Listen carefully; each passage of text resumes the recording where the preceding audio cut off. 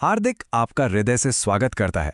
तो आज हम एक ऐसी कहानी देखने वाले हैं जो एक बहुत पुराने शब्द संस्कार को एक बिल्कुल नए अंदाज में समझाती है, खासकर आज के हमारे रिश्तों के लिए। चलिए मिलकर समझते हैं कि इस कहानी में क्या छिपा है। कहानी की शुरुआत ही होती है एक बेटे के बड़े फैसले से। वो अपने पिता से कहता है, पापा, ये आखिरी मौका है। अब सोचिए, इन शब्दों में सिर्फ गुस्सा नहीं है, नहीं, इसमें वो दर्द भी छिपा है जब कोई रिश्ता बस टूटने की कगार पर पहुंच जाता है। तो सवाल ये उठता है कि आखिर हुआ क्या? ऐसी कौन सी बात हो गई कि बेटा इतना बड़ा कदम उठाने को मजबूर हो गया? यहीं से हम कहानी के असली तनाव को महसूस करना शुरू करते हैं। और वजह क्या है? चाचा के लगातार ताने। ये वो चुभने वाली बातें हैं जो किसी के भी सब्र का बांध तोड़ सकती हैं, है ना? मुझे लगता है हम सब ने कभी ना कभी ऐसा जरूर महसूस किया है। तो देखिए, उसकी परेशानी की असली जड़ क्या है। एक तरफ तो उसे लगता है कि मैं बड़ा हो गया हूं, मैं अब बच्चा नहीं हूं, और दूसरी तरफ उसके साथ जो बर्ताव हो रहा है वो उसे बार बार ठेस पहुंचा रहा है, और बस इसी खींचतान में सारा टकराव छिपा हुआ है। और यहीं पर पिता देखिए कितनी समझदारी से बात को पूरी तरह घुमा देते हैं। वो बेटे की ही बात पकड़ते हैं और कहते हैं, क्योंकि तुम अब बच्चे नहीं रहे, इसीलिए तो तुम्हें गुस्सा करने से पहले समझना चाहिए।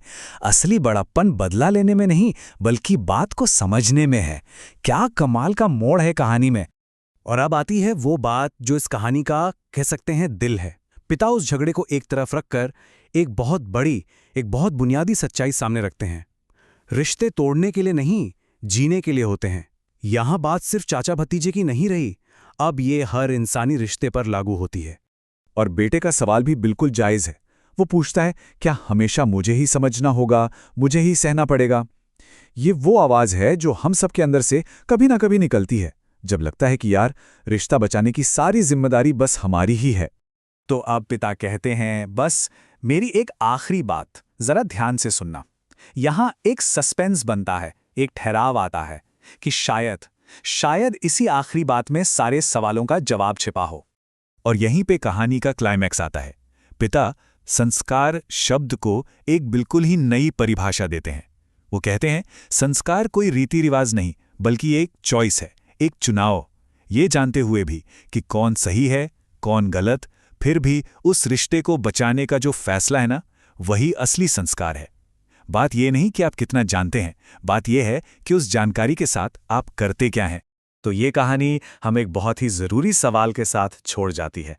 जब भी हमारे रिश्तों में कोई टकराव हो, कोई झगड़ा हो, तो हम असल में क्या बचाने का चुनाव कर रहे हैं?